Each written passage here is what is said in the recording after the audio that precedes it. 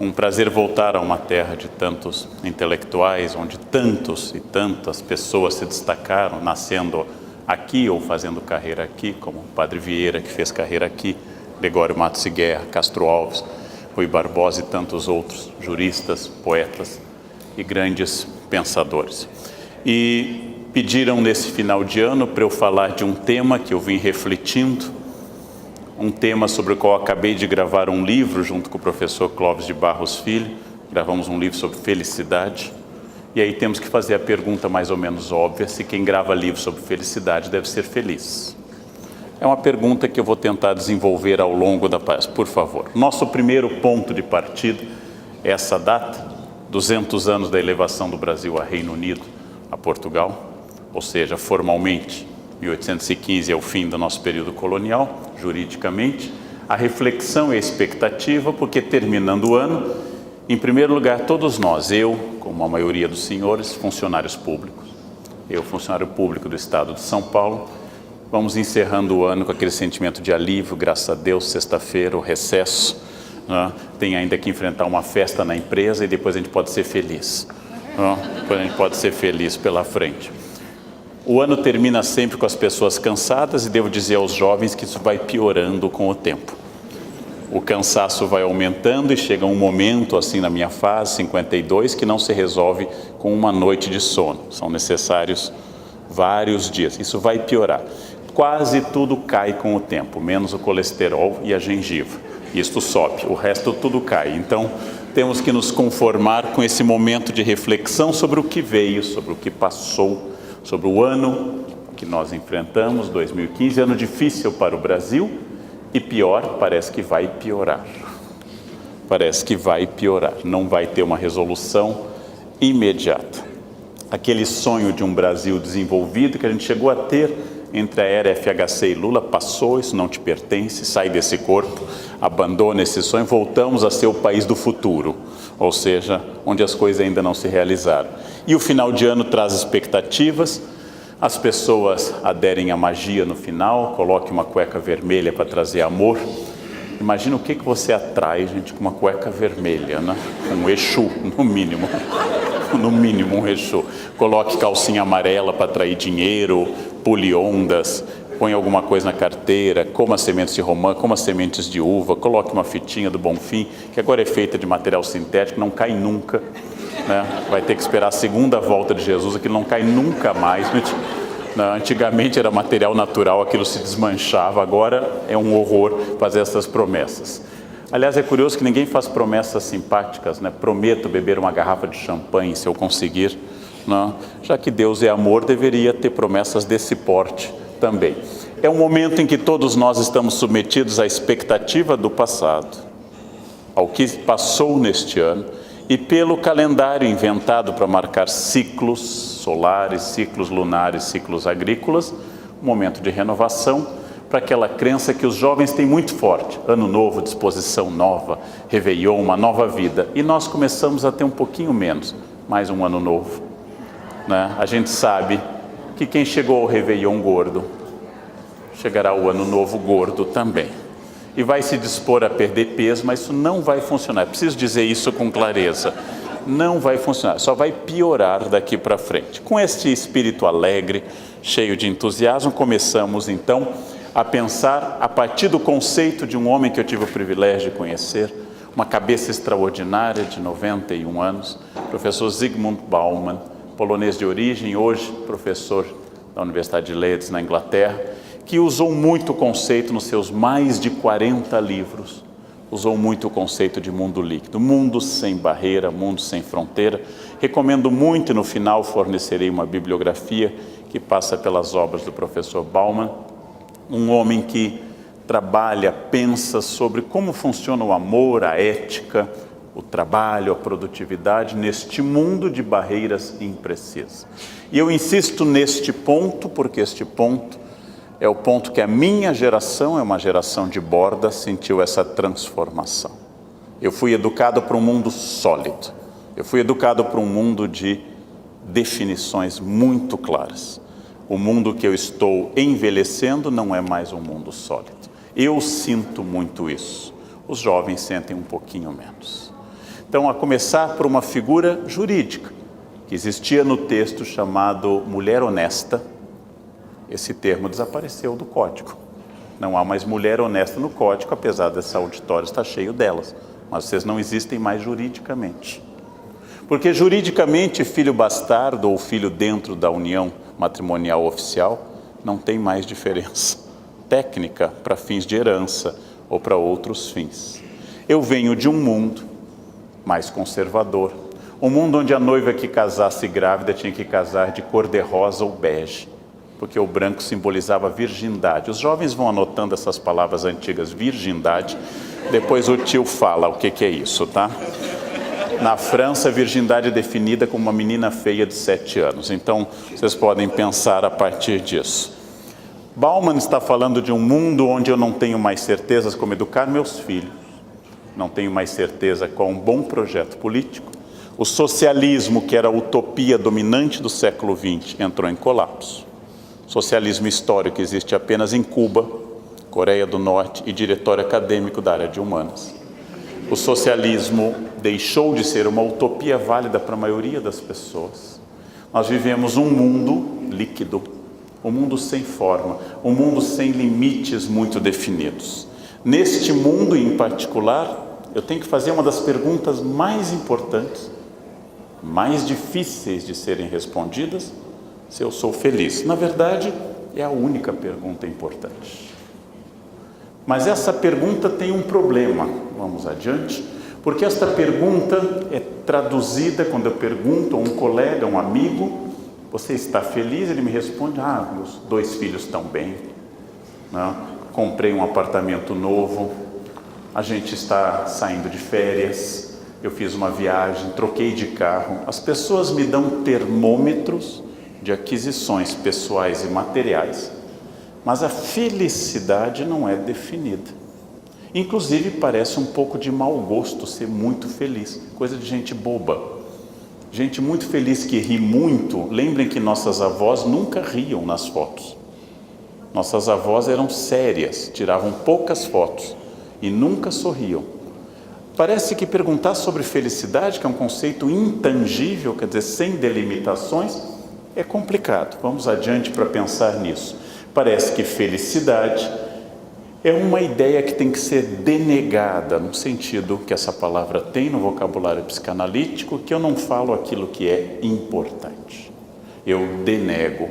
Ela é densa, ela é ampla, ela é denegada no cotidiano, ou seja, eu não toco nessa questão.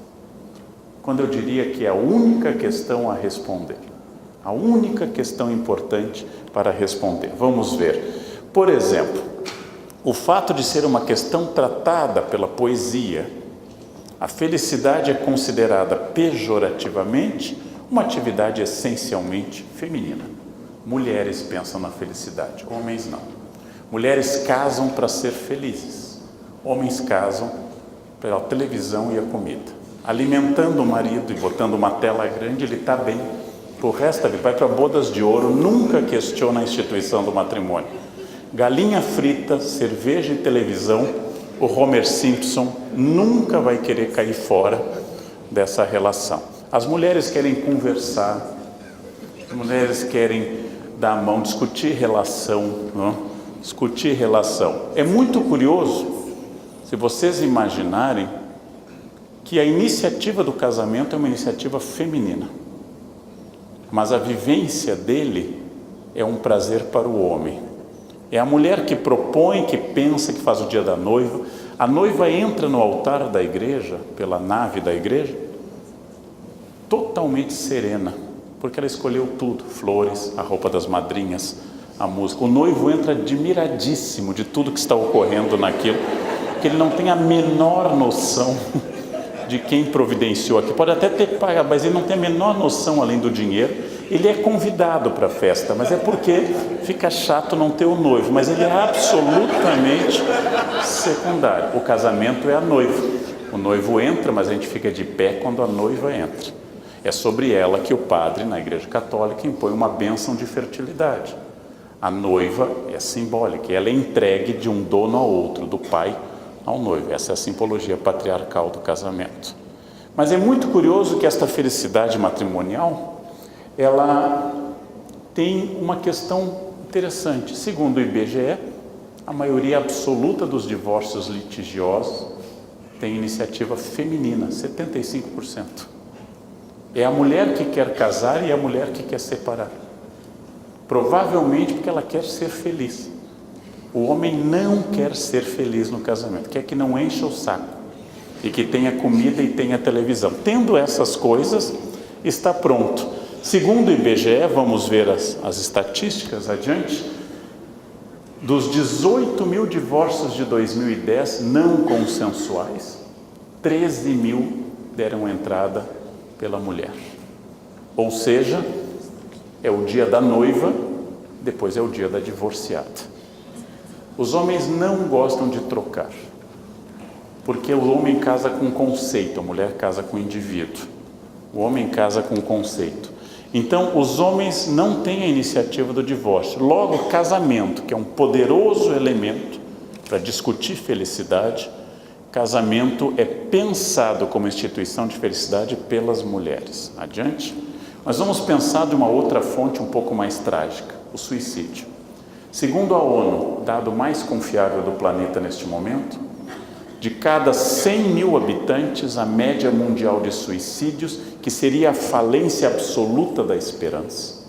Suicídio é o momento que a esperança entra em colapso total. Suicídio é a recusa absoluta do prazer de viver. 15 pessoas de cada 100 mil se matam. No Brasil, 9,7, abaixo da média mundial. 7 homens e 2 mulheres, em média. O suicídio masculino é mais violento e, por isso, mais eficaz. As mulheres raramente querem estragar o rosto no suicídio. E quem não estraga o rosto não consegue se matar direito. Para se matar direito, tem que dar um tiro no rosto. Então não adianta tomar 4 melhoral infantil e ir para a cama. Não funciona. Suicídio tem que ter organização. Pior que suicídio é suicida fracassado. Aí é a pior coisa, né? Quando se matarem, façam com jeito. Brasileiros. Em média, 10 brasileiros em 100 mil. Argentina, 15, ou seja, quase 50% a mais. Japão, quase 50%. Japão é um país sem problemas materiais, sem diversidade étnica. Japão é um país onde tudo funciona. E lá, quase 50 pessoas por 100 mil tiram a vida por ano. Sinal de que prosperidade material não é o único elemento para a felicidade. A Argentina já foi, Japão, Estados Unidos 22, Haiti 0. Nós não sabemos se os haitianos amam muito a vida ou se tamanho é o caos dado o terremoto e os problemas do Haiti que não há registros confiáveis, o que é uma hipótese válida também. Mas onde a natureza mata muito, as pessoas não querem morrer. Onde a natureza não mata, as pessoas pensam em se matar. O suicídio é um fenômeno filosófico, uma pergunta que diz Camus no livro O Mito de Sísifo, talvez a única pergunta que eu tenha que, de fato, fazer em história.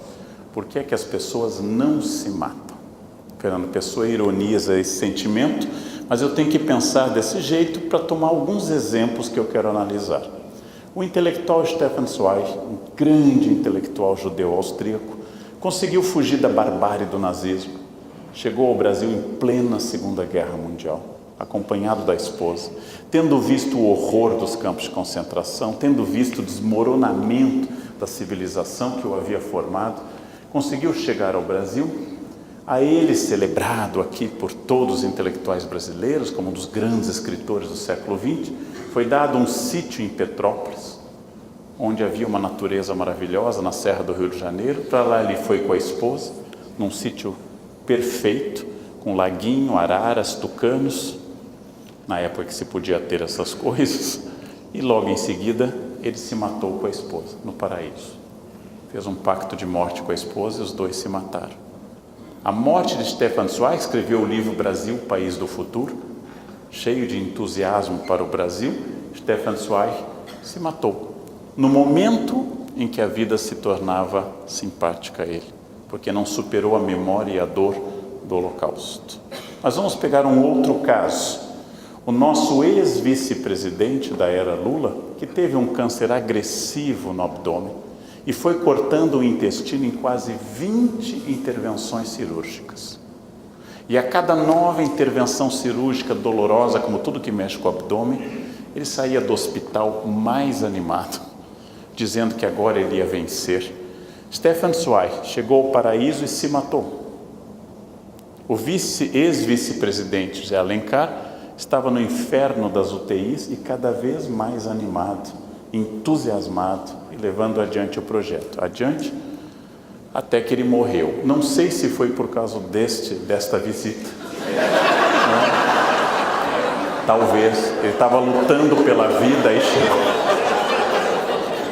chegou isso, aí ele não aguentou, né? Tem um momento que ninguém aguenta, né?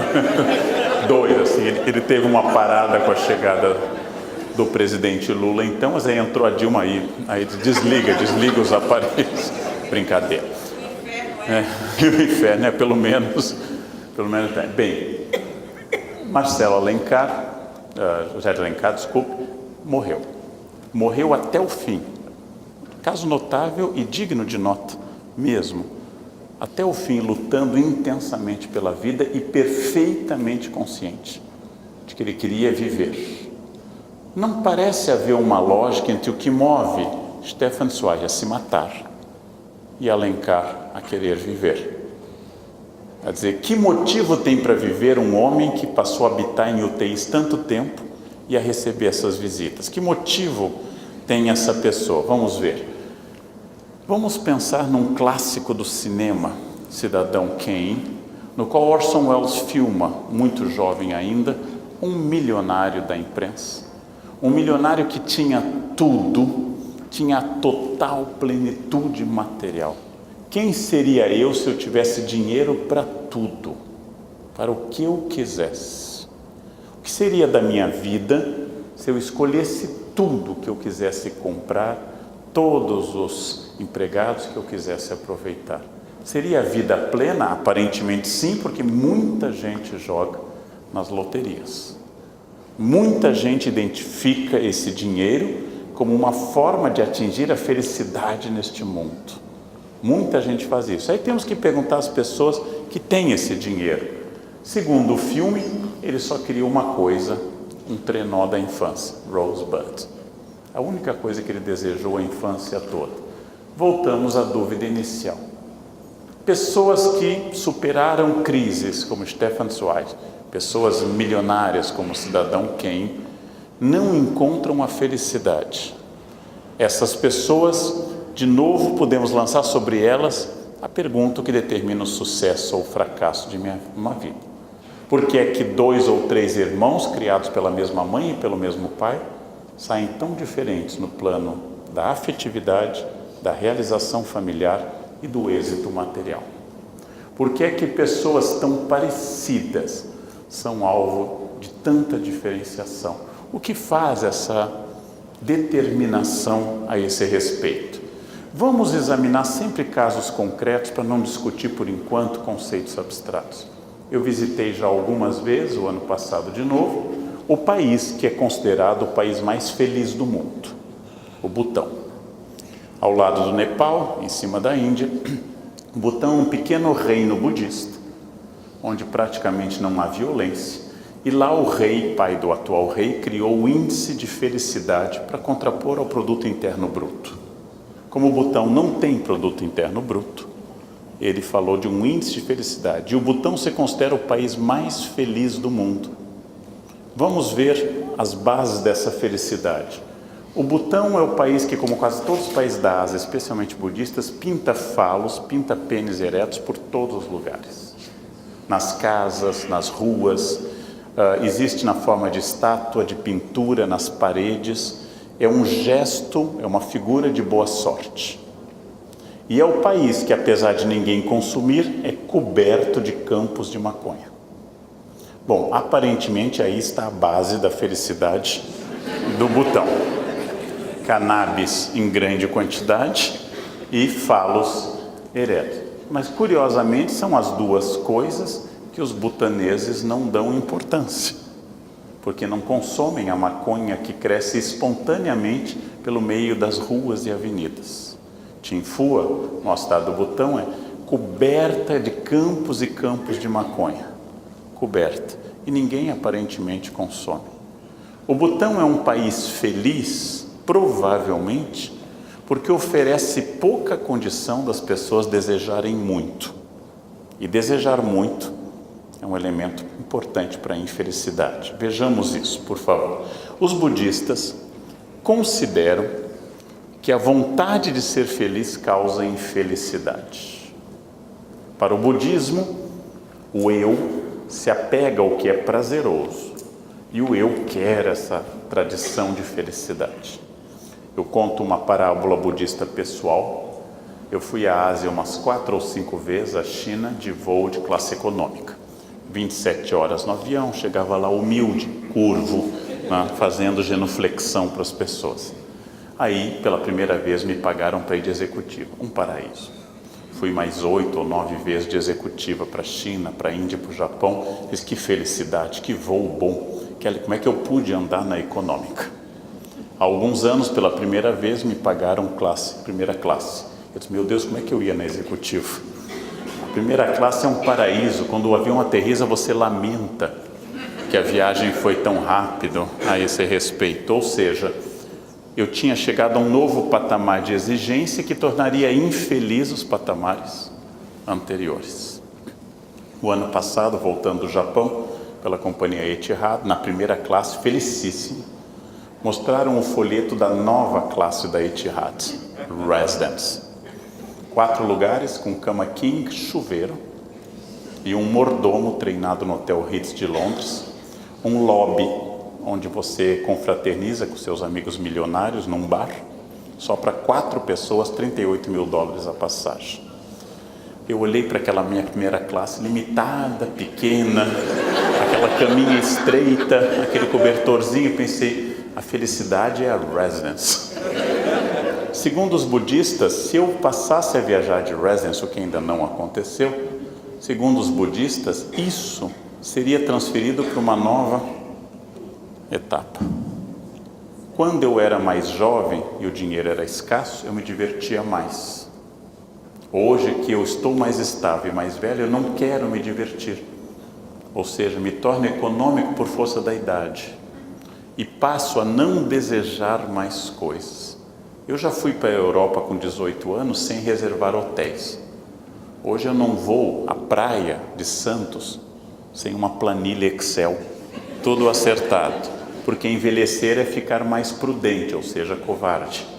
Eu tenho medo de tudo. Segundo os budistas, esse apego à felicidade traz infelicidade. A grande Clarice Lispector diz uma coisa parecida com isso. Amor é para distraídos. Ninguém se apaixona buscando se apaixonar. Todas as pessoas se apaixonam porque são distraídas. Gente, se vocês quiserem, tem cadeiras aqui no meio. Não gosto de ver aluno de pé, eu vou ficando nervoso. Se vocês quiserem, por favor, fiquem à vontade. Está cheio de cadeira aqui, não vai ter perguntas para a primeira fileira. Então, podem ocupar aqui, fiquem confortáveis, senão, como diz Tomás de Aquino, a graça supõe a natureza. Os budistas, esse apego à felicidade provoca infelicidade. Vamos adiante? Para os budistas, cada alegria gera uma nova angústia. Cada novo carro que eu compro, eu vou ter mais um desejo de um carro maior ou melhor. Cada novo apartamento vai me gerar um desejo de um maior. Cada nova conquista me faz desejar mais.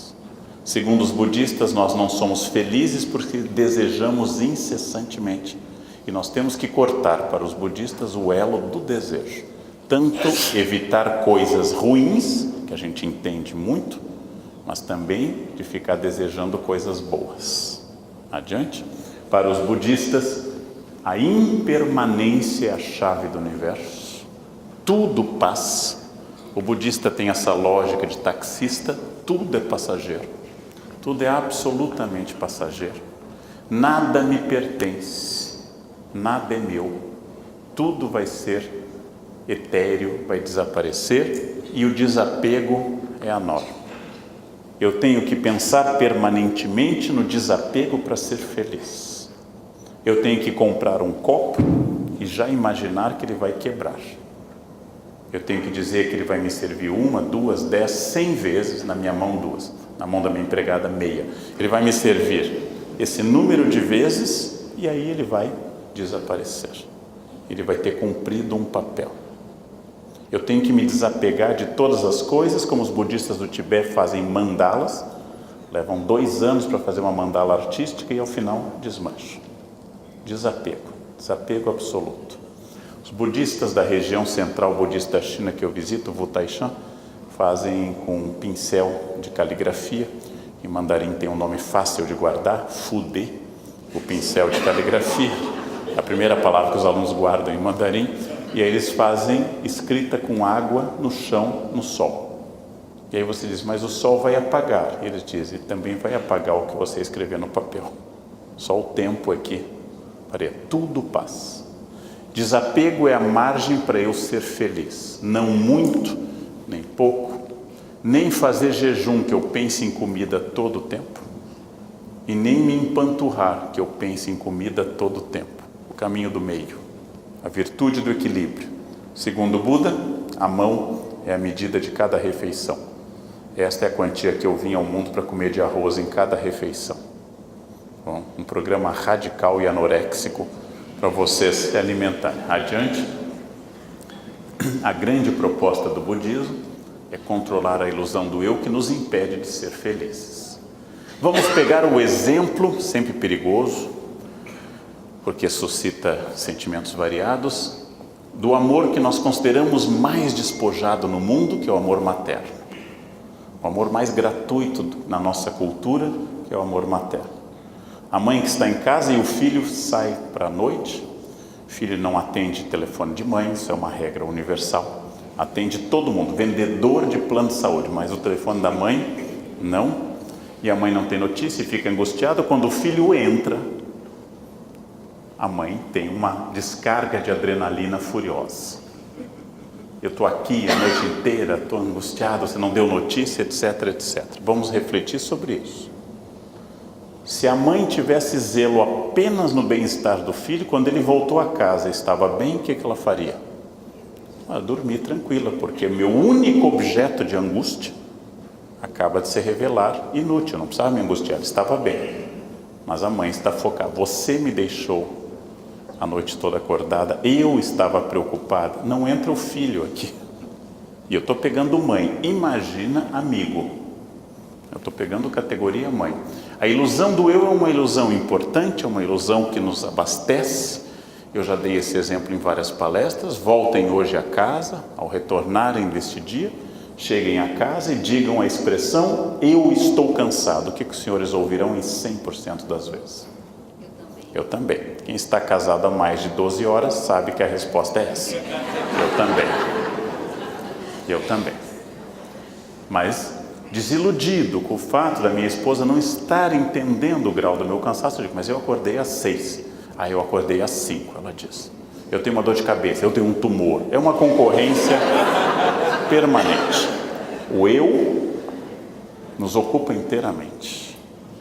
Toda a informação que eu disser aos senhores, isso não tem exceção.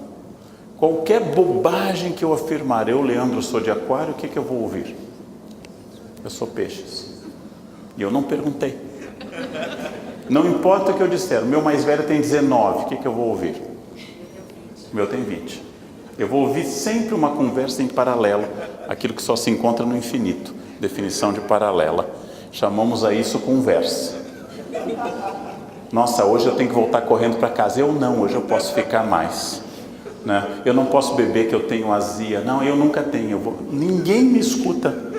Ninguém me escuta. Por isso que a gente paga terapeuta. É obrigar alguém, né, que faça de conta que está me escutando, balançando a cabeça e tendo reações bovinas.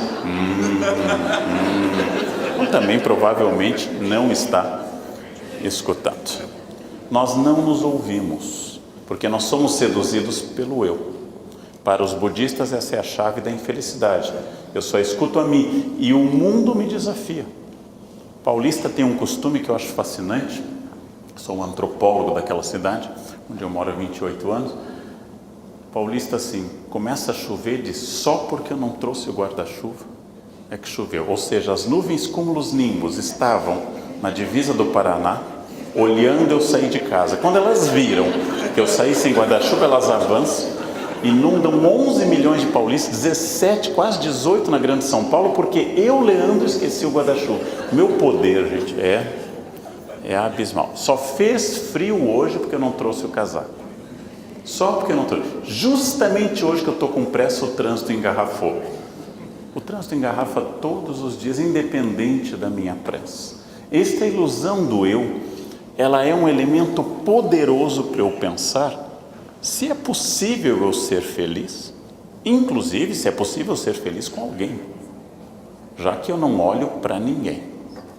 Ela não me entende, ele não me escuta, eles não me valorizam, eles não levam, sempre eu, e como o mundo não me abasteceu. A nossa civilização líquida continua sendo a civilização do eu. Eu tive, num colégio que eu coordenei, um pai de um aluno particularmente limitado. Cheguei a contar isso num livro. Particularmente limitado, que não tem nada a ver com nota isso. Nota não representa a inteligência do aluno, mas é que ele era limitado mesmo.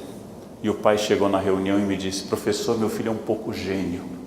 E eu olhei assustado e respondi ao meu estilo: ele tem sido discreto a esse respeito.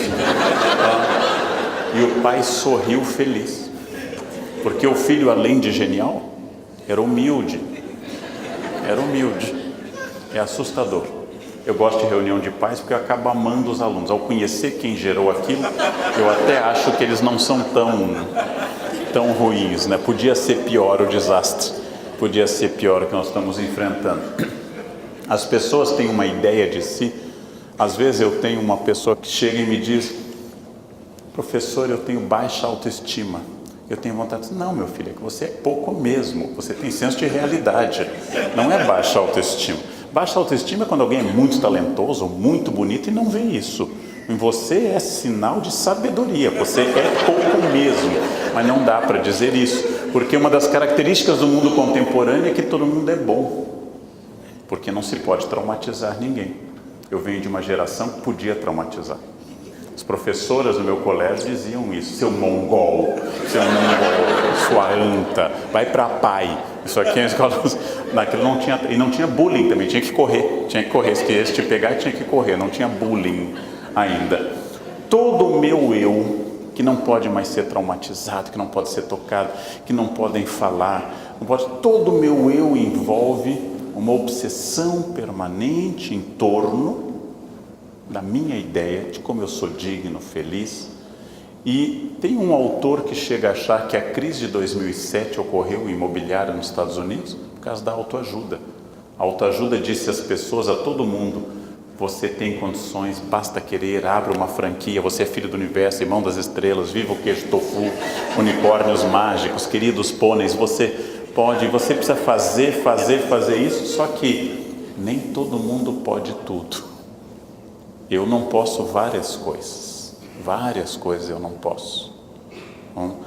Talento não é distribuído de forma universal, e os talentos são variados.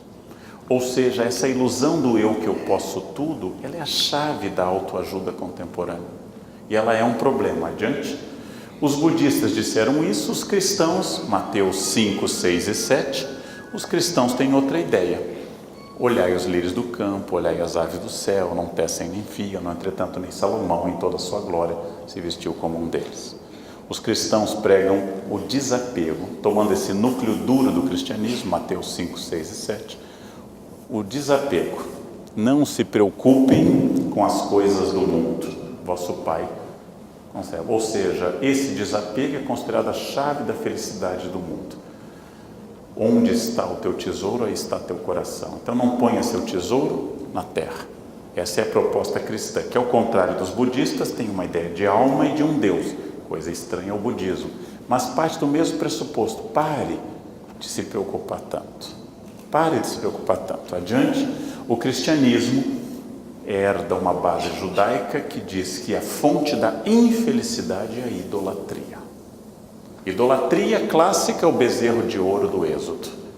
Idolatria clássica é o venerar o Criador ao invés da criatura. A criatura ao invés do Criador. A idolatria clássica é venerar o dinheiro, o sexo e assim por diante. Quando eu substituo a criatura e não apenas o Criador como objeto, eu me torno infeliz, porque nenhuma pessoa é suficiente para me tornar feliz. Essa é uma proposta judaico-cristã. Diz Teresa d'Ávila, solo Deus basta. Só Deus basta. Por mais que eu tenha sexo, ou comida, ou dinheiro, ou fama, ou sucesso, ou fortuna, ao final eu estou insatisfeito. Eu quero mais, ou não é possível aquilo. Idolatria. Adiante. E as dores. Como é que eu posso ser feliz se eu fico doente? Como é que eu posso ser feliz se eu perco bens? Como é que eu posso ser feliz? Um dos livros mais poéticos do Antigo Testamento, um dos mais antigos, o livro de Jó, responde essa pergunta: por que os bons sofrem? Jó tinha 10 filhos e era riquíssimo. Jó perdeu os 10 filhos, 7 homens e 3 mulheres, uma só tarde. 10 filhos. Depois perdeu todos os bens. Depois ganhou uma pereba no corpo terrível. E ainda ganhou a visita de 3 amigos chatos. Aqui tem outro microfone. Será que esse aqui, vamos ver. Esse está melhor. Não, melhor, vamos ver. Deixar esse. Pronto, cumpriu o seu papel. Descanse em paz. Jó responde a essa questão: por que os justos sofrem? Ele teve que enfrentar 10 mortes em família, ficou um pouco abalado. A perda de 10 filhos seguidos abala um pouco.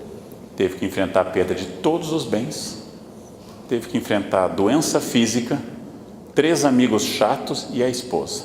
Em seguida, e ele dizia: Deus dá, Deus tira, bendito seja o nome do Senhor. Mas por fim Jó entregou os pontos. Jó também reclamou. A paciência de Jó é uma metáfora ruim, porque ele também estourou. Tem um dia que estoura. E o Jó estourou. Aí tem que aparecer o próprio Deus a ele para dialogar com ele no texto. Mas é a seguinte a resposta, que para os religiosos é fabulosa. Não importa o que aconteça, tudo colabora para aquele que crê. Ou seja, nenhum mal é permanente. Tudo é para o meu bem. Tudo que acontece é para o meu bem. E tudo dá certo ao final. Essa é uma das grandes crenças religiosas e um poderoso elemento a tornar a religião dominante no planeta. Bem, os gregos falam do esforço, da apatia, da indiferença. A escola estoica diz que o sábio é imune aos infortúnios. Sábio considera crítica e elogio falsos. Sábio considera desgraças e felicidades falsos.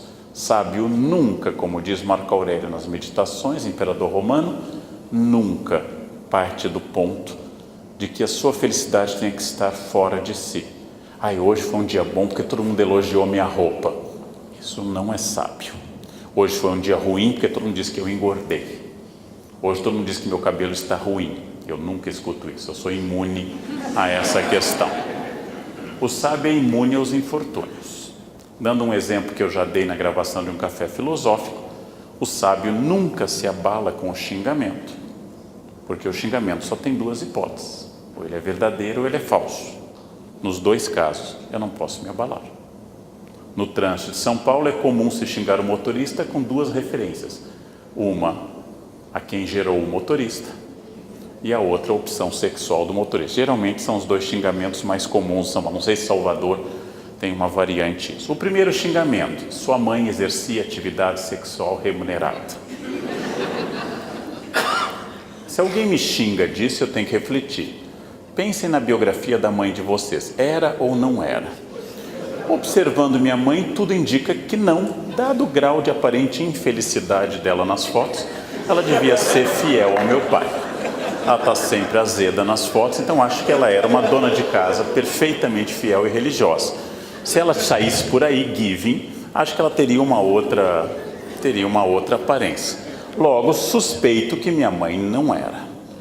Logo, se ele xingou a minha mãe, eu só posso dizer o seguinte: e se minha mãe fosse? Eu diria a ele: por quê? Você conheceu mamãe? Frequentou nossa casa?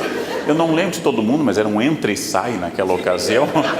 Eu posso dizer isso. Ou minha mãe não era. Se alguém xinga minha mãe, por que eu posso ficar ofendido? Alguém xinga, e não é um xingamento, já que a opção sexual não é xingamento, mas é comum na nossa cultura preconceituosa chegar e dizer que eu sou uma pessoa que exerce uma determinada característica sexual menos usual. Eu posso ser ou não ser. Se eu sou, eu posso dizer à pessoa: você me conhece? Nós já nos encontramos? Eu não lembro, eu estava olhando para a fronha, mas você já esteve lá em casa, e assim por diante. Ou eu não sou. Nesse caso, de novo, como é que eu posso me ofender? Como é que eu posso me ofender? Não? Se alguém chega e me grita algo, o que a pessoa me grita pode ser verdadeiro ou falso. E nos dois casos, por que me ofende? Sua gorda, seu gordo, seu careca. Bem, o que eu posso fazer? Não? Pode ser gordo. Bem, comparado com quem? Com Free Willy ou com Twiggy, a modelo inglesa. Quer dizer, com quem eu comparo? Sua velha, comparado com as pirâmides ou comparado, lá sei eu, com a Sandy. Quer dizer, o que eu estabeleço como referência? Sempre eu tenho que saber que só há um jeito de eu me ofender para os estoicos. É se eu concordo com o xingamento. É a única maneira de eu me ofender. E quando eu me ofendo, eu estou dizendo: você venceu, você descobriu o meu ponto frágil, você descobriu como eu lido mal com essa questão e por isso eu tenho raiva de você, quando na verdade eu devia ter raiva de mim. Os estoicos dizem que a felicidade é se tornar indiferente a essas questões. Adiante. Os estoicos falam muito sobre aceitar as coisas que eu não posso mudar e viver aquele momento. Simplesmente. Só aquele momento. É o que eu tento viajando muito de avião. Toda vez que o avião tem violentas trepidações, ou entra num vácuo, ou aterriza muito mal, eu vejo as pessoas gritando. Ora, o avião não é sustentado por energia acústica. O grito não interfere em nada na flutuação daquele objeto. Logo, é inútil filosoficamente gritar no avião. Uma senhora do meu lado, isso eu escrevi numa crônica de jornal uma vez, pela primeira vez na vida, isso faz 2 anos, o avião arremeteu em Congonhas. Primeira experiência que eu tive, ele tenta descer, é terrível. Não consegue, sobe de novo. E lá em São Paulo ele sobrevoa a área que um outro avião tentou isso e não conseguiu. Então você vai testando a força do seu esfíncter anal e vai subindo, o avião vai. Eu estava lendo meu livro e lá fiquei, fazendo de conta que eu estava muito tranquilo. E a senhora do meu lado fazia sinais da cruz, um atrás do outro, até produzindo um certo refrescamento do ambiente. Quando o avião faz assim, você sente: não foi dessa vez. A mulher do meu lado perguntou: o senhor não reza? Eu disse: olha, a senhora já rezou. A área mínima de proteção tem que incluir o meu banco, né? Ela não vai ficar com o banco flutuando no espaço, né? E a oração dela certamente deve ser mais rápida e direta com Deus. Ou seja, eu tenho que viver um momento que eu não posso mudar. Eu não posso mudar. É a mesma questão com o medo da morte. Por que alguém teme o que é inevitável? Tem tanto sentido o medo da morte quanto tem sentido o medo do pôr do sol. Eu não posso deter o pôr do sol. Eu não posso deter a morte. Todos morreremos. Tirando a Rainha Elizabeth II, todos nesse planeta, um dia morrerão. Todos que estão nessa sala, um dia morrerão. É a única certeza da espécie humana. Como toda unidade que contenha carbono, nós morreremos. Bom, felizmente. Quando isso vai ocorrer? Depende de uma série de perspectivas. Eu tenho que viver este momento. Adiante. Com isso, eu tenho que levar em conta que a nossa sociedade levou em conta o estoicismo, o cristianismo, o budismo e todas essas teorias que a gente poderia falar muito mais tempo, e disse que não, felicidade é consumir. Felicidade é comprar, ter dinheiro para comprar, poder ir a lojas, poder comprar o máximo possível de coisas. Felicidade vem do consumo, é o elemento redentor da nossa sociedade. A inclusão e a exclusão social estão dadas hoje pelo consumo. Por isso, especialmente agora, que aqueles crimes que outrora eram famélicos, os crimes de fome, hoje são crimes de status. O ladrão de 1950 roubava para comer. O ladrão de hoje rouba porque eu quero o seu iPhone 6, porque o meu é 5 e eu quero o seu 6. Eu não estou roubando propriamente para escapar da miséria. Eu estou roubando porque eu quero o seu status. Eu quero o seu progresso material, eu quero o seu tênis importado, eu quero o seu carro. Eu não perdoo, é você poder consumir mais do que eu. Esta é uma explicação nova de uma identidade, de pessoas que andam pela rua com logotipos na roupa cada vez maiores. Tem uma polo com um cavalinho que o cavalo já está nas costas, já é um cavalo enorme, gigantesco. Eu estou pagando para fazer propaganda da sua marca, porque aí vem a grande inversão que o Bauman adverte. Eu não sou mais um sujeito que compra, mas eu sou também um objeto de consumo.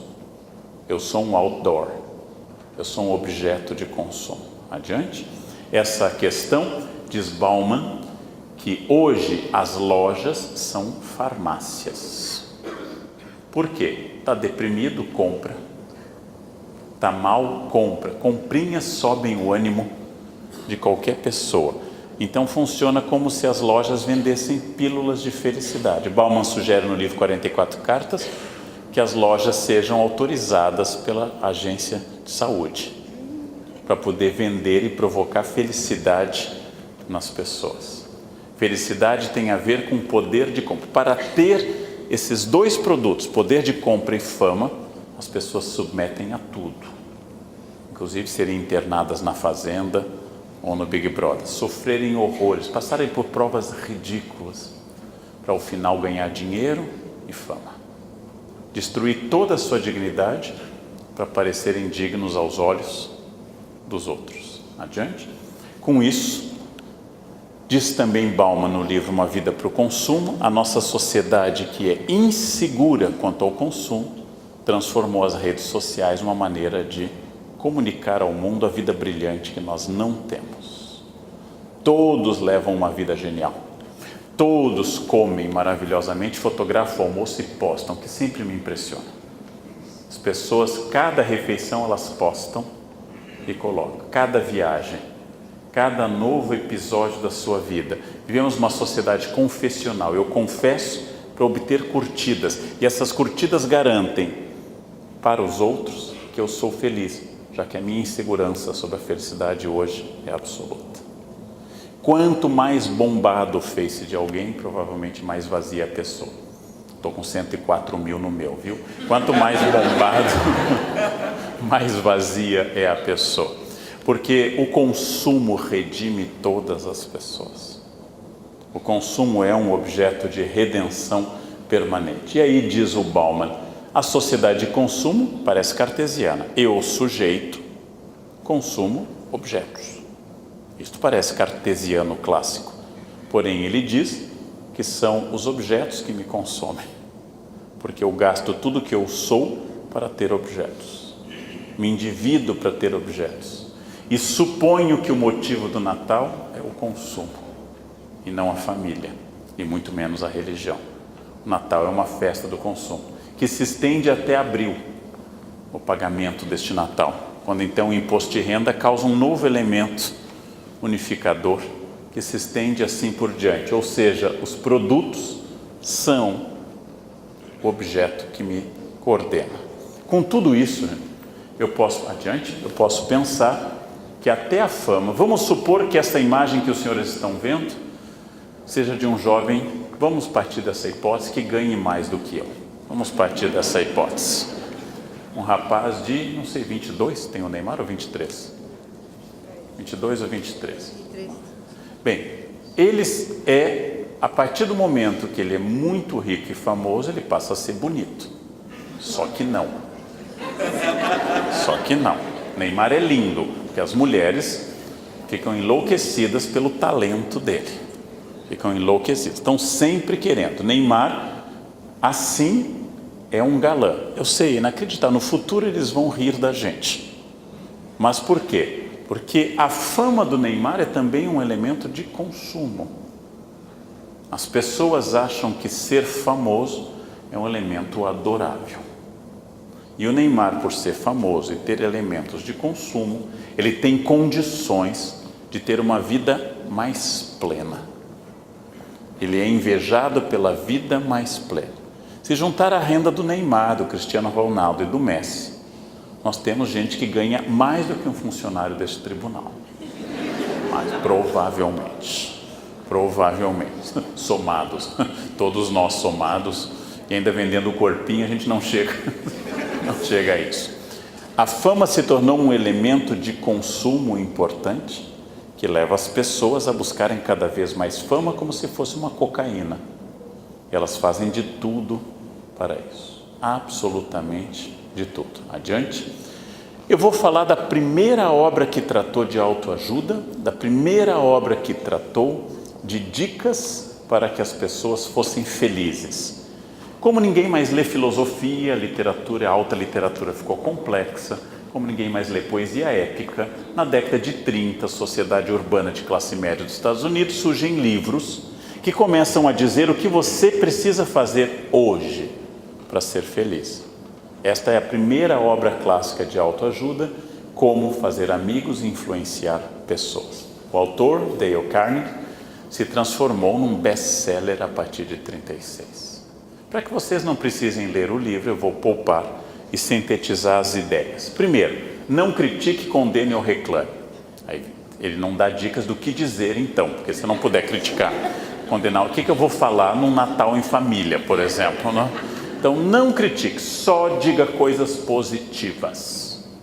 Só diga coisas positivas. Tenha rota mental clara, diga uma coisa com clareza. Tornar-se uma pessoa, um vendedor, um empresário melhor, aumente a popularidade, torne sua conversa interessante. Pare de reclamar de dores. Pare de dizer de remédios. Pare de falar qual é a dosagem do seu Lipitor para o colesterol. Pare de falar da sua mazela física. Fale só de alegrias e de coisas interessantes. Primeiro ponto. Adiante. Para aumentar o interesse, tenha genuíno interesse nos outros. Isso é de matar. Isso é de matar. Escute a conversa dos outros com atenção. Especialmente aí, né? Aí eu entrei, né? Aí quando eu entrei eu estava dentro. Aí eu olhei, já tinha entrado, né? Aí, né? As pessoas narrando essas questões. Sorria o tempo todo. Lembre-se do nome da pessoa. Escreva, anote, repita 100 vezes. Lembre-se do nome da pessoa. Ser bom ouvinte e faça a outra pessoa sentir-se importante sinceramente. Esse é o advérbio que mata. Sinceramente. Porque é fácil fazer o outro se sentir importante. Mas quando a pessoa lhe disser, hoje eu peguei um ônibus por outro caminho.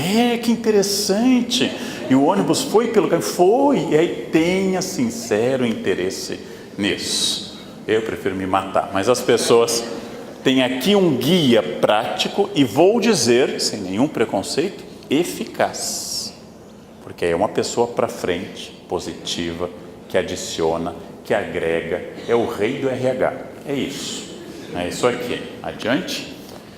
Toda autoajuda, esta é a pedra fundamental, ela é um manual prático e direto com regras claras e eficazes. Ora, e ela funciona. O americano é treinado para isso. Você diz qualquer bobagem nos Estados Unidos, ele diz, oh, so interesting. Eles se manifestam interessados. É tipicamente americano. Esse espírito propositivo, claro, aberto. Adiante. Agora, vem uma pergunta. Será que é preciso ser burro para ser feliz? Se fosse verdade, a felicidade seria muito mais ampla no mundo. Porque aparentemente quem fica perguntando coisas, quem tem questionamentos, quem faz filosofia, quem lê coisas, acaba ficando infeliz. Para quem tem idade, lembra desse ditado da década de 70. Não esquenta a cabeça, senão caspa vira mandiopan. Isso é antigo, né? Os jovens não entenderam isso. Mas os burros seriam mais felizes? As pessoas que se emocionam em batizado de boneca, inauguração de supermercado, as pessoas que choram quando aparece um caso no Fantástico, que se emocionam, que riem com videocassetadas quando crianças apanham ou caem ou se esborracham e morrem de rir, sem perguntar, é uma criança se machucando? Essas pessoas seriam mais felizes? Provavelmente sim. Provavelmente a inteligência passa a questionar este padrão de felicidade. Porém, gostar de clichês ajuda muito. Quem acha que tomar champanhe cruzando o braço e botando um morango dentro do champanhe faz felicidade? Essa pessoa tem mais chance de ser feliz. Quem põe música de Richard Clayderman ou Enya, joga pétalas de rosa na cama e gosta disso, provavelmente essa pessoa é mais feliz. Quem escreve cartões, dá para a mãe diploma de mãe maravilhosa. Quem põe sua foto numa caneca e dá para a pessoa beber, que eu acho fascinante, você obriga a pessoa a beber você diariamente, né? Quem faz a camiseta, eu amo meu filho, eu amo meu pai, eu sou o melhor pai do mundo. Quem coloca na almofada bordada que é a melhor mãe do planeta. Quem gosta de clichê é mais feliz. Viva o clichê. Quem gosta de todas essas coisas tem uma chance de não ter esse cinismo que a inteligência traz. A inteligência está um distanciamento um pouco cínico dessas coisas. Então já sabe, se vocês são chamados de felizes, provavelmente vocês são burros. Essa é a primeira conclusão, né? Então todo mundo aqui diz, eu sou muito infeliz, eu sou muito infeliz. Mas nós vamos chegar a uma outra solução. O próprio mercado hoje parece demandar pessoas que pensem diferente. Saia da caixinha, diz todo o curso. Pense diferente, pense de outra forma, inverta o ponto de vista. Essa tem sido uma reflexão comum. O problema é que hoje nós sobrepomos tudo. A geração das nossas avós casava e terminava a luta. Estava casado, podia embuchar à vontade, engordar, estava casado. Estava preparado, dali até o fim, estava casado. E vocês sabem, especialmente minhas queridas ouvintes, que não está fácil hoje. Olhem a Graziella Massafera. Linda, linda, simpaticíssima, inteligente, talentosa. Foi largada. Compare a Graziella Massafera com você. Põe a foto das duas nuas no espelho. Tire uma foto sua nua e põe uma da Graziella e pense. Ela foi largada. E eu? O que vai acontecer? A fila anda, gente. A fila anda. A concorrência está terrível. Está terrível. Você tem que continuar malhando muito, magra, interessante, agradável. Não dá mais para ter mau humor. Você tem que disfarçar isso porque não está fácil fidelizar o cliente. Não está fácil. Vocês sabem disso. Vocês sabem disso, não é? Então, pensem nisso. Antigamente, e há muito pouco tempo, o casamento era o fim da busca. Casou, lembrem que a lei de divórcio é de 77, Nelson Carneiro. Casou, encerrou. Hoje eu tenho que ser agradável, hoje eu tenho que ter um corpo bom, hoje eu tenho que ter um bom desempenho psicossomático, psicopolítico, hoje eu tenho que ser um chefe com conhecimentos de sociologia e psicologia, hoje eu tenho que cuidar para não traumatizar ninguém, hoje eu tenho que ser positivo. Hoje é muito mais complicado. A exigência hoje é muito mais complicada. Bem, Luc Ferry, autor do título do livro O que é uma vida bem-sucedida, ministro da Educação na França e da Cultura, disse que os valores são subjetivos ao longo dos séculos. O que é uma vida bem-sucedida variou de tempos em tempos, como é óbvio supor. Mas ele disse que há uma coisa que eu posso pensar. O indivíduo tem que julgar que a sua vida seja bem-sucedida. É ele que tem que julgar que a sua vida seja bem-sucedida. É ele que tem que entender que aquela função dele, A, B ou C, lhe traz a felicidade e a renda. Isso é difícil eu julgar. O porteiro da academia que eu frequento pela manhã estava se aposentando, estava entrando em posto o seu sonhado fundo de garantia de toda uma vida de trabalho. E ele decidiu investi-lo em acompanhar seu time, o Corinthians, no campeonato mundial no Japão. Ele tirou um fundo de toda uma vida, comprou passagem para o lugar que eu expliquei para ele onde era, foi, viu o seu time, ele não tem muita noção de onde ele esteve, mas ele foi, viu o seu time ganhar e voltou. Para mim, inicialmente, uma insanidade. Tirar o dinheiro de uma vida inteira e aplicar numa viagem cara, que é a viagem ao Japão, eu pensaria, é tão mais prudente uma pessoa simples comprar um pequeno imóvel ou guardar esse dinheiro? E depois eu refleti melhor e achei que a minha ideia era idiota e a dele era interessante. Foi a coisa mais ousada que ele fez a vida inteira. Foi o grande gesto épico da vida dele. É aquilo que ele vai contar para os netos. Eu fui ao Japão ver o Corinthians jogar. E vi a vitória do meu time no Japão. E dei todo o dinheiro da minha vida para isso. Provavelmente foi a coisa mais grandiosa que ele fez. É o prêmio Nobel dele. Ou seja, é ele que tem que julgar se isso vale a pena. Porque a existência precede a essência, como diz Sartre. Primeiro eu sou, depois eu julgo o que eu possa vir a ser. As pessoas em geral julgam primeiro a essência. Tem um ideal de família na cabeça e pensa, a minha não é feliz. Então, este julgamento ele tem que ser muito subjetivo e pessoal. O problema é me libertar do julgamento do mundo, entre o corpo que eu quero ter e o corpo que o mundo quer que eu tenha. Entre o dinheiro que eu quero ter e o dinheiro que o mundo quer que eu tenha. Entre o conhecimento que eu tenho e o conhecimento que o mundo quer. Ou seja, não é fácil fazer este afastamento. Não é fácil. Vamos imaginar neste ponto em que vocês têm que agora ampliar a percepção, que se eu imaginasse no eixo Y, lembrem de plano cartesiano, se eu imaginasse no eixo Y os fatores aleatórios à minha vontade, uma chuva forte, uma doença e assim por diante. E no eixo X os fatores que eu controlo, eu estudar línguas ou eu fazer atividade física. Para quem acredita na autoajuda, o eixo da vontade, X, é dominante. Para quem acredita em fatalismo, destino, karma, o eixo Y é dominante. Eu proponho que a nossa vida seja analisada como uma curva tensa entre o que eu desejo e a realidade permanente. Eu vivo desejando, chave da minha infelicidade para o budismo, e o mundo vive dizendo outra coisa. E eu tenho que corrigir esse desejo a todo instante.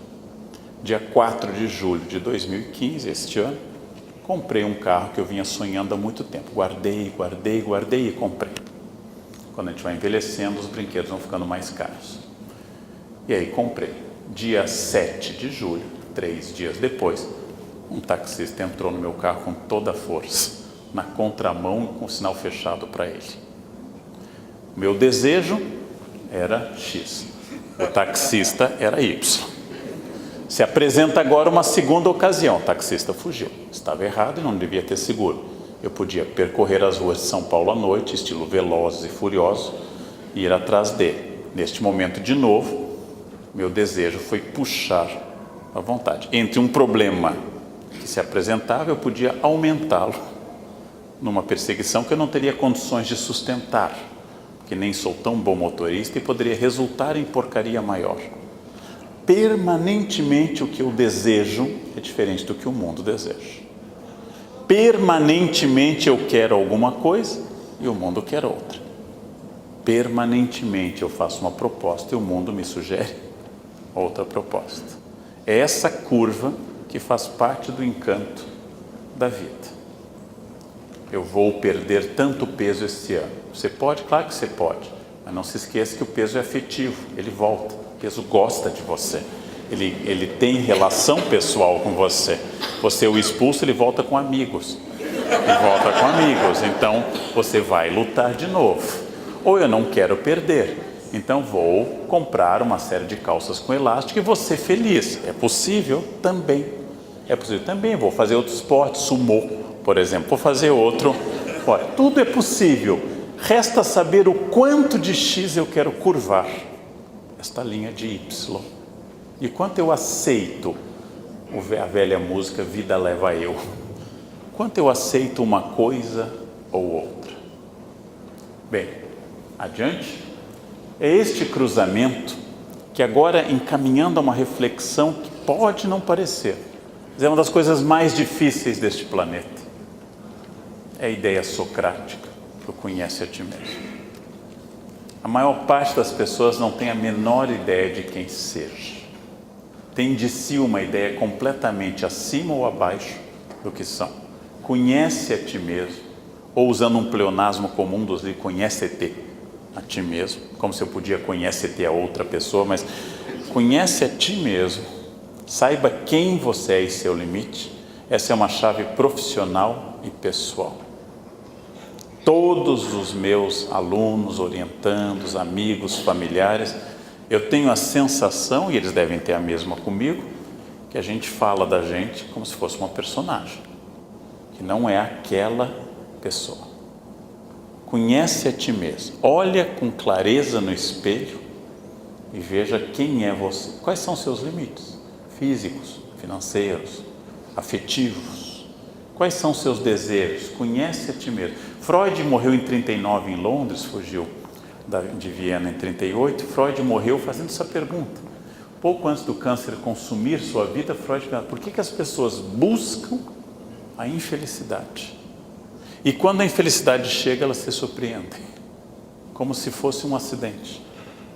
A pessoa vai no lugar que ela não quer, almoço em família. Se submete à companhia que ela não quer, sogra, nora, cunhado, genro. Se irrita e volta no fim do domingo: ai, que saco, eu não sei porque eu estou assim. É óbvio, é óbvio.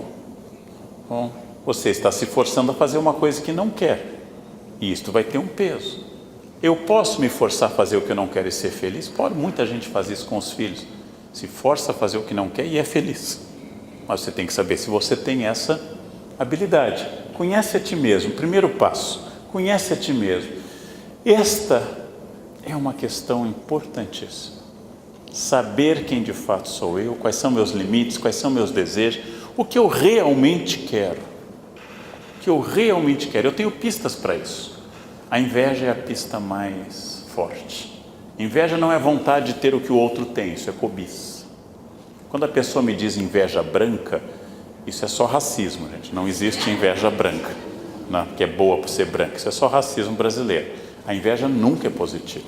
A cobiça pode ser positiva. Eu cobiço o seu inglês, então eu vou estudar tanto quanto eu tenho um bom inglês. Ela pode ser um elemento, mas a inveja não é isso. A inveja não é eu querer ter o que você tem. A inveja é eu ter raiva da felicidade que você tem por ter aquilo. Isso é inveja. Inveja é a tristeza pela felicidade alheia. A inveja é um excelente elemento para eu me conhecer. Chega alguém e me diz: comprei um carro bom. E eu disse: que bom, nossa, que você seja muito feliz com este carro. Ou seja, a inveja vai me dar uma pista do que eu quero. E aí vem uma pergunta óbvia: se o meu objetivo é aquele carro, por que eu não vou atrás desse objetivo? E se não é, por que eu fiquei assim, mordido com isso? São pistas para eu me conhecer. Adiante, outra pista importante: o que eu realmente desejo? Realmente desejo. Eu digo isso para meus alunos jovens. Os homens em particular ficam envolvidos e pensando que o que eles realmente desejam são atividades sexuais múltiplas, com muitas parceiras. Depois, com o tempo, eles vão percebendo que a cama é o melhor lugar. Uma pessoa dá mais foco, você é mais direto ao assunto. Leva um tempo para você tirar a ideia da suruba do seu universo. E finalmente você percebe que o melhor sexo da sua vida não foi com 5 ou 6. Não, se o seu CPF for forte, não foi com 5 ou 6, mas foi com uma, ou com um, se você preferir. Ou seja, que os melhores momentos da sua vida não foram com gastos, não foram com investimentos altos, foram com coisas simples, muito simples. O que eu realmente desejo? Eu realmente desejo aquilo que me dizem para desejar? Quando eu entrevisto gente que vai ser monitor na Casa Saber, eu pergunto: o que você está lendo? Todos estão lendo Machado, todos estão lendo livros. Aí eu começo a perguntar dos livros, e nós vamos chegar mais a Paulo Coelho que a Machado, porque as pessoas acham que devem ler Machado de Assis. mas elas mal entendem Paul Rabbit, Paulo Coelho. Ou seja, mal elas chegam naquele ponto. Então, o que realmente você deseja? O que realmente você gosta de axé, gente? Cai de boca. Cai de boca. Você acha a banda Calypso a melhor coisa já acontecido na música? Estranho, mas vá adiante nisso, né? Realmente, tudo é o seu desejo. O que você realmente deseja? Essa é uma pergunta difícil de responder, porque geralmente eu desejo o que os outros desejaram para mim. Adiante? Outra questão importante, quais são meus valores? Eu quero trabalhar tanto, que eu tenha tanto dinheiro, mas não tenha tempo para a família? É uma opção de vida, se o dinheiro for um valor. Não, eu quero trabalhar meio período e ficar com a minha família? Perfeito. No primeiro caso, eu vou ter mais dinheiro e nenhum contato com a família. No segundo, eu vou ter mais contato e quase nenhum dinheiro para a família. Eu vou querer meio a meio, quase nunca dá, mas é uma possibilidade. Sempre o que eu desejo tem a ver com valores. Qual é o meu valor? Eu realmente gosto de acordar cedo? Eu gosto. Acordo às 4 horas todos os dias. Não é um sacrifício.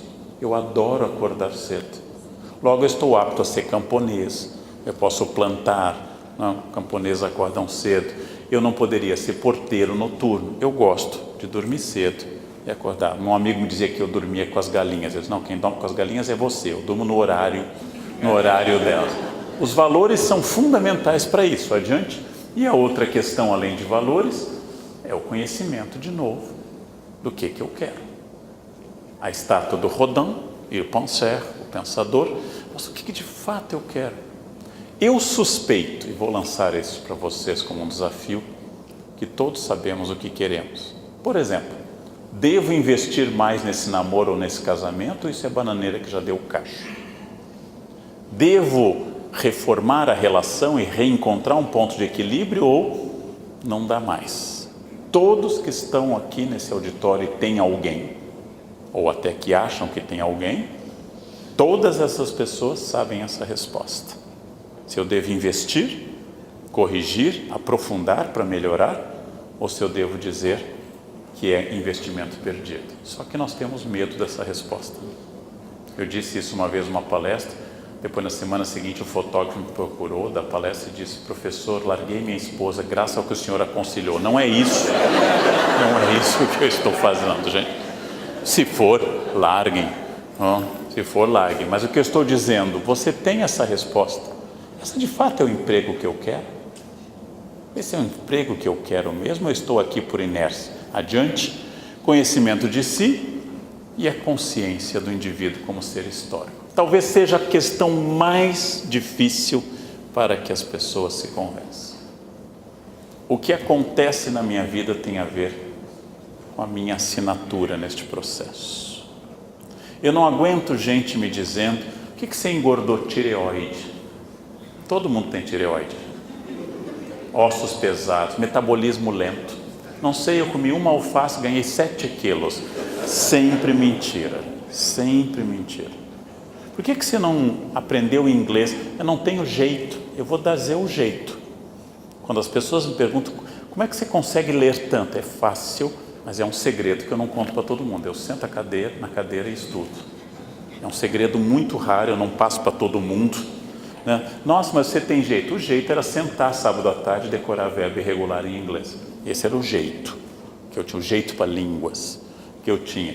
Consciência de que eu sou um ser histórico. Quanto eu ganho, com quem eu estou, quanto eu sei, o meu corpo dentro dos limites do humano, é uma decisão minha. A minha felicidade é uma decisão minha. Uma pessoa que trabalha comigo manifestou muita admiração pelo número de horas que eu invisto para o Natal ser interessante. Eu gosto muito de Natal e invisto muito, em vários sentidos, no Natal. E essa pessoa me disse, mas como eu queria que fosse assim na minha casa. E eu perguntei, como é que você acha que acontece na minha? Eu fico quieto e os anjos descem na noite de Natal e distribuem a ceia, as apresentações artísticas, ou desde agosto a gente está lutando para fazer do Natal uma festa interessante, apesar da presença de noras e genros. Quer dizer, o que você acha que acontece na minha casa? Eu estou fazendo isso. E se eu não fizer, não acontece. Esta é a consciência de ser histórico. Isso é uma das coisas mais difíceis de colocar na cabeça das pessoas. A vida que eu levo é a vida escrita por mim. Não por destino, não por karma, não por código genético. A vida é escrita dentro dos limites do humano. Adiante. Isto é a superação de tudo que seja karma, tradição. Aí você fala muito alto, é sangue italiano. Gente, sangue tem A, B e O, só. Não tem italiano. Nossa, mas você é muito pontual, sangue alemão. Sangue, de novo, a espécie humana só tem 4 tipos, só. Cultura não passa pelo sangue, isso é crença de racista, que é uma das grandes imbecilidades da humanidade. Cultura não passa nada, é hábito, é sociedade, é cultura, é vontade. É um Machado de Assis, que filho de 2 pessoas de baixa extração social no Rio de Janeiro, nascido em 1839, decidiu aprender francês, mas não tinha dinheiro para aprender francês. Foi trabalhar numa padaria, onde o dono era francês. Enquanto embrulhava pão, repassava com o dono o verbo être e avoir. E aprendeu francês fluentemente. Ele quis. Não é que todos tenham que querer, não é que todos tenham que falar francês, isso não traz felicidade em si, mas ele quis. Tudo que seja externo é, para os existencialistas, má fé. Má fé quando eu digo, por que você não foi feliz no casamento? Não encontrei a pessoa certa. Gente, tudo que acontece é minha escolha e meu roteiro, a partir do humano. Adiante? Com isso, vem este conceito complicado para as pessoas. Vocês são protagonistas da vida de vocês. Não existe sina. Nossa, você fala bem, Leandro. É porque eu sou de Aquário, signo de ar. Quem é de ar, Gêmeos e Aquário fala. Como você é emotivo? Câncer. Câncer chora a todo instante.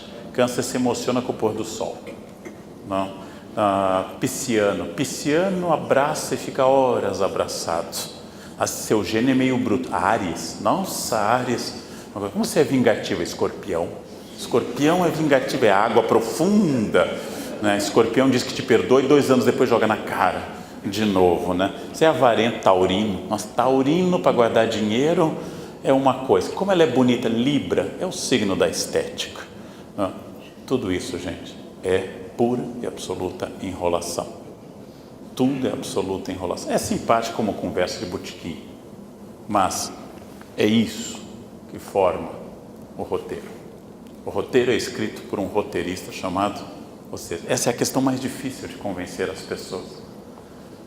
Você quer escrever um livro? Você quer viajar? Você quer aprender uma língua? Não é fácil por igual para todas as pessoas. Não é fácil por igual. Um belga pega uma bicicleta e sai do país e vai aprender uma língua 20 quilômetros da casa dele. Outros ficam a vida inteira. Mas é possível, se você quer estabelecer como meta. Não que isso seja necessário. Adiante. O protagonismo, vou dizer uma coisa agora super simpática. O fato de que todos nós morreremos, sem exceção, nos liberta. Porque este é um jogo que termina do mesmo jeito para todo mundo. Quem não comer nenhum colesterol a vida inteira e se cuidar muito, vai morrer. Quem cair de boca na pururuca e na banha, vai morrer também. Só que sem Alzheimer, né? Porque não vai chegar à idade de desenvolver Alzheimer, porque vida saudável dá Alzheimer e porco libera do Alzheimer. Se vocês comerem todos os dias, vocês nunca terão Alzheimer. Se fosse uma Olimpíada que no final ninguém ganha medalha ou todos ganham de ouro, eu teria que tomar uma decisão. O prêmio da vida de todo mundo é a morte. Logo, adiante, só tem que ter concentração numa coisa. É o próprio caminho, que é a vida e não a meta final. Logo, eu tenho que escolher livremente, porque depende apenas e exclusivamente de uma vontade de levar adiante. Só, exclusivamente, sem nenhuma exceção, só disso. Adiante. Só que ao contrário da autoajuda, que diz que basta querer, etc., eu digo que o trabalho é enorme. A filosofia difere da autoajuda, porque eu vou dizer a vocês que toda escolha que vocês fizerem implica uma perda. Implica perda, já que o verbo é transitivo direto, implica. Se eu escolhi casar, eu estou deixando de lado pelo menos 3,5 bilhões de outras opções. Não que elas fossem me querer, mas eu estou deixando de lado 3,5 bilhões de opções. Se eu escolhi ser feliz no quindim, eu serei infeliz ao tirar a roupa. É uma escolha, toda escolha implica perda. Prazer na mesa ou prazer ao ficar nu? Prazer na refeição ou prazer na praia? É uma escolha. Meio prazer na mesa para meio prazer na praia é outra. Toda escolha implica perda. Se eu decidir investir horas e centenas de milhares de reais na minha aparência, eu vou ter uma aparência melhor. Eu vou perder dinheiro e tempo. Toda escolha implica perda. Toda escolha implica perda. Tudo contém o seu contrário. Eu viajo com um grupo de alunas para a Índia e elas sempre preocupadas com o cabelo, me perguntando: ah, você não tem cabelo? Tudo tem o outro lado. Aproxima-se uma criança da gente, todo mundo abraça, uma criança simpática, de repente diz: olha a cabeça coberta de piolho. Elas saem correndo, gritando, como se tivessem visto a mula sem cabeça. E eu, tranquilo, abracei a criança. Eu sou imune a piolho. Nunca pega, eu tenho vacina. Não há lêndia que se aproprie de mim. Estamos na Índia, onde os banheiros são difíceis, e eu vou ao banheiro e volto orgulhoso. Homem é bem mais fácil, né? Mulher é complicado em banheiro sujo e fedido. E elas ficam aguentando isso de mim. Vou ao avião, estou no banheiro quando tem vácuo. Então, faz estalactite de urina, né? Você está parado, de repente vai para o teto. Aí eu volto, molhadas, viu? Tudo tem o outro lado. Se estiver sentado, não tem. Toda escolha implica perda. O livro que eu leio significa mais conhecimento e perda de contato com algumas pessoas ou com a família. O dinheiro que eu guardo é perda do gasto imediato e ganho de um gasto mais para frente. Fios de ovos que eu como, 1 minuto na boca, o resto da vida no culote. Tudo implica perda. O porre que eu tomo significa muita alegria aquela noite e a destruição de neurônios e a incapacitação do meu fígado passo a passo. Toda escolha implica perda. Não tem problema nenhum decidir aquilo que não seja ilegal ou não afete a liberdade alheia, mas eu tenho que ter consciência. Toda escolha implica perda. Adiante. Toda escolha implicando perda, eu vou ter que sair da zona de conforto e passar a escolher por mim. Você sabe que eu acho que é um sofrimento nas pessoas quando tem muita escolha. Quando eu era criança havia 4 canais na televisão. Ela começava no meio da manhã e até a noite tinha que botar um bombril na antena. Era uma técnica, a gente botava bombril, não sei se funcionava, mas a gente botava bombril e uma colherinha no refrigerante para não perder o gás. Era uma macumba básica que se fazia naquela época. Depois botava uma tela azul na frente da TV, porque era para os raios da TV não perturbar. Tinha 4 canais e a gente via. Eu tenho hoje mais de 100 em casa e fico às vezes zapeando e percebendo que eu não tenho nenhum. Só existem 5 pizzas no planeta Terra, mas tem pizzaria em São Paulo com 150 sabores. E os paulistas ficam meia hora discutindo para voltar aos 5 sabores de pizzas que existem no planeta Terra. E aí fica olhando aquela de rúcula puxada na alcaparra, com um traço de tomate glaçado ao luar por freiras ursulinas lésbicas, e aí ficam olhando isso, traz meia calabresa e meia português. Muito bem, sair da zona de conforto é uma decisão, e há um custo em sair da zona de conforto. Há um custo. Todas as pessoas que são originais têm um custo, toda escolha implica perda. E toda saída da zona de conforto, se eu não sair por inércia, eu vou até o fim. Inércia é o princípio da física, segundo o qual nenhum corpo altera seu movimento, seu estado de movimento ou repouso, sem que sobre ele passe a atuar alguma força. E quando é que eu produzo novidade? Em crise. Em crise é que eu saio da inércia. Ou usando uma palavra mais de senso de autoajuda, ostra feliz não produz pérola. É o grão de areia que produz a pérola. É a minha vontade de enfrentar. É a ferida narcísica que faz com que eu avance. Essa ferida narcísica, eu tenho que lembrar que independente da minha ação, tudo muda a todo instante, tudo muda. Ao final do dia de hoje, estou um dia mais próximo da morte. Tudo muda, é bom pensar nisso. Tudo muda. E tudo mudando, eu posso ter duas opções: ou a mudança passa por mim, ou eu a gerencio. Ou eu faço, ou ela fará por mim. Porque não importa, se eu ficar bem paradinho, a mudança continua, porque a mudança atinge até o que não tem consciência, como pedras e plantas. Adiante? Esta mudança, é preciso lembrar disso, que pode ser um lema de vida. Mudar é difícil, não mudar é fatal. Mudar é muito difícil. Mudar hábitos, mudar relações, mudar propostas, não mudar é fatal. Será que este ano de 2016 você vai resolver aquele seu probleminha com o inglês? Você vai resolver o fato de você ter dificuldade no uso da crase? Como eu digo aos meus doutorandos que têm dificuldade, você tem que sentar e estudar um dia, senão daqui a 60 anos você vai estar dizendo: eu não consigo botar crase. Não? Estude, faça exercícios, tente, mude, faça isso. Você vai repetir o mesmo adiante. Não mudar é fatal. Usando o quadro do Matisse, mudar e mudar-se. Mudar as coisas que me cercam e mudar-me. Reinventar-se. Quem não se reinventa em amizade, no emprego, no casamento, esgota essa possibilidade rapidamente. A pessoa que casou há 20, 10, 15, 30 anos não existe mais.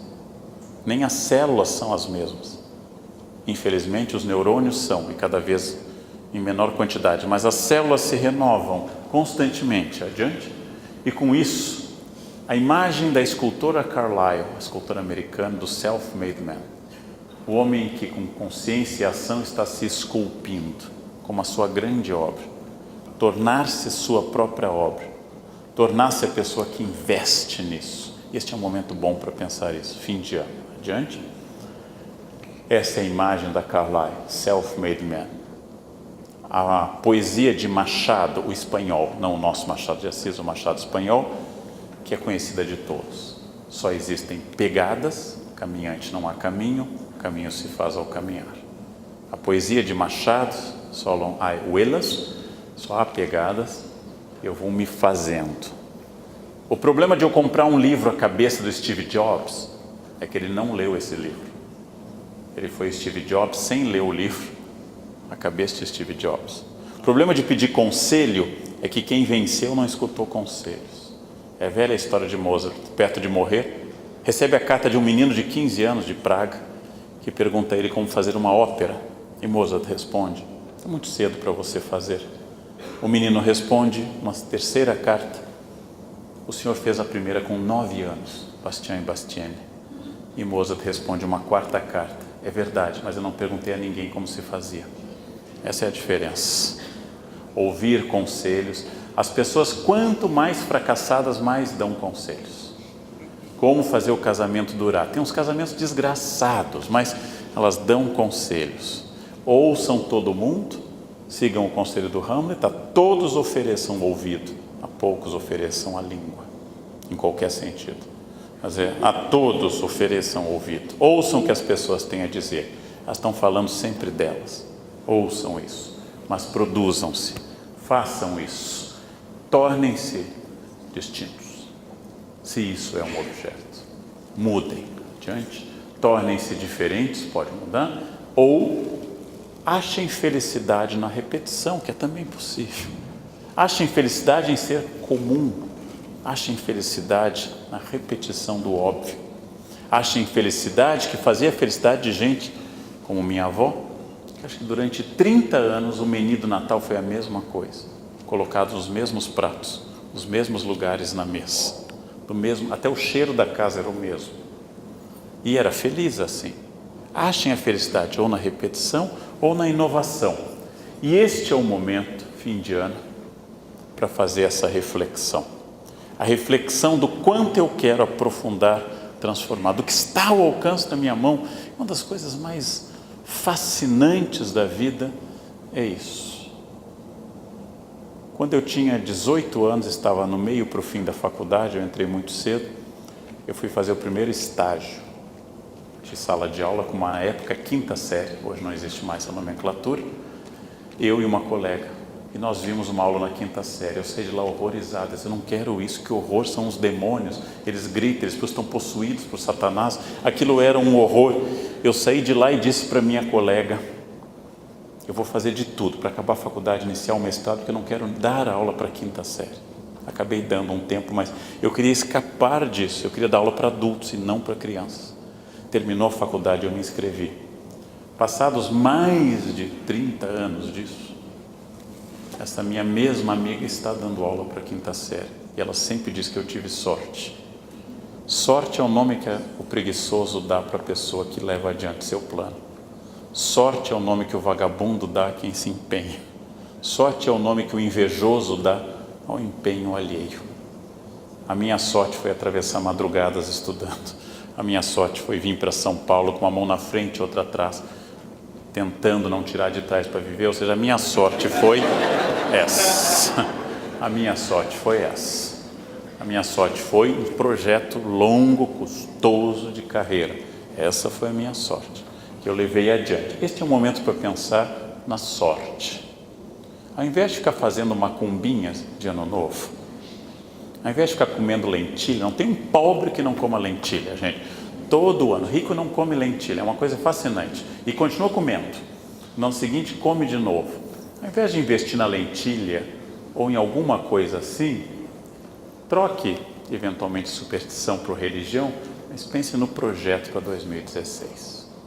Pense nesse projeto adiante, neste projeto que vocês possam fazer e que entendam que o tempo linear é uma invenção nossa, mas como dizia Lina Bobardi, o tempo pode ser circular e pode ser um recomeço a qualquer instante.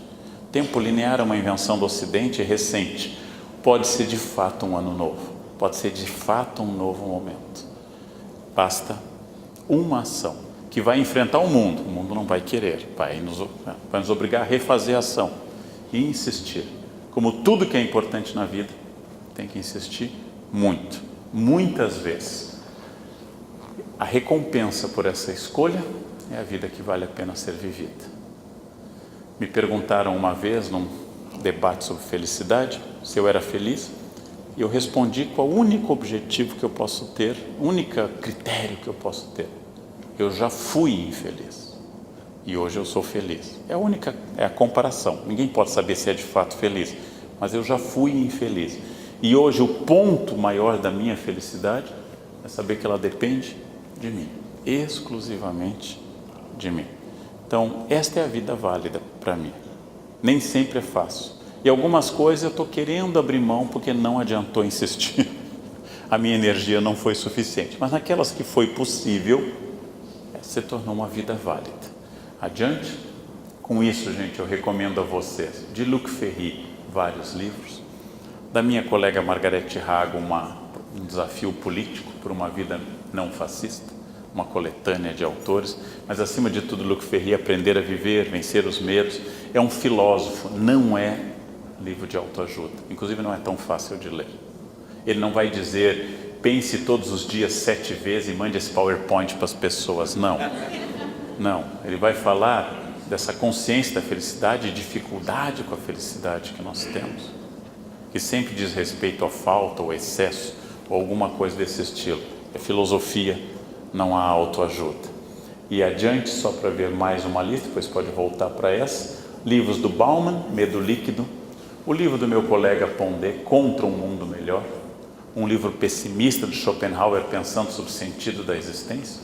Lá Schopenhauer diz que a única alegria da ovelha é quando o lobo come a ovelha do lado. E finalmente, o livro de Jó, que é uma reflexão religiosa fascinante sobre por que sofrem os bons. Esta lista de livros me ajuda a pensar, a ampliar e que essas questões existam, e elas existem antes das minhas escolhas. Elas me transformam, elas me abrem caminho. Você pode voltar um pouquinho ao anterior para que as pessoas que não fotografaram ou copiaram possam ver. São desejos, aí eu compro o livro, aí eu leio um trechinho, começo a achar difícil e abandono. Começou mal, melhor não ler outro. Pega um livro, enfrenta, não entendeu um parágrafo, volta, relê, lê mais uma página toda e passo a passo constrói. Constrói aquilo que você queira fazer. Caminhante, não há caminho, caminho se faz ao caminhar. Não há magia nenhuma, não é fácil, não é uma decisão que muda tudo, é uma decisão seguida de ação, ação, ação, erro, nova decisão, mais ações, erro de novo e assim por diante. É como mandar filho escovar os dentes. Dura uns 15 anos, diariamente, e ele só vai cuidar da higiene da boca quando a boca dele frequenta outras. Aí ele passa a cuidar da higiene. Se a gente desistisse, todos seríamos banguelas. Não? É absolutamente um esforço permanente para fazer uma vida válida e, neste momento, construir uma sociedade melhor do que a que nós temos, que supere a violência contra a mulher, o horror do racismo, a homofobia, a desigualdade social, a corrupção política. Esse é um outro passo político importante, mas ele começa com a superação das coisas em si, inclusive desses pequenos demônios fascistas que habitam a alma de muita gente. Começam este procedimento de se libertar de tudo isso. E o prêmio de tudo isso é uma vida válida. Esta é a melhor coisa para pensar no fim de ano. A partir de amanhã, 17 de dezembro, dia 18 vocês entram em recesso, viva e una aula. Vocês têm pela frente o recesso, começa ali o primeiro dia do resto da vida de vocês. O primeiro dia de todo o período que vem pela frente. O que fazer dele? Talvez nada, se vocês estão bem onde estão. Não há problema em estar bem onde estão. Não? Talvez tudo, talvez médio, talvez mudar uma coisa. É bom não botar muitas propostas, perder peso, aprender inglês, viajar, ser rico, ser feliz. É bom não colocar tudo junto. Coloque uma coisa de cada vez. Trabalhe, avance, daquilo que você queira de fato. E esta será uma vida bem-sucedida num mundo líquido. Mas se vocês forem esperar para o Brasil se estabilizar, para começar o projeto de vida de vocês, tem gente que dura bastante, mas é melhor começar antes disso. É melhor começar um pouquinho antes disso, certo? Era isso que eu queria dizer nesse lindo dia aqui em Salvador. Muito obrigado pela atenção de vocês e até o próximo encontro. Obrigado.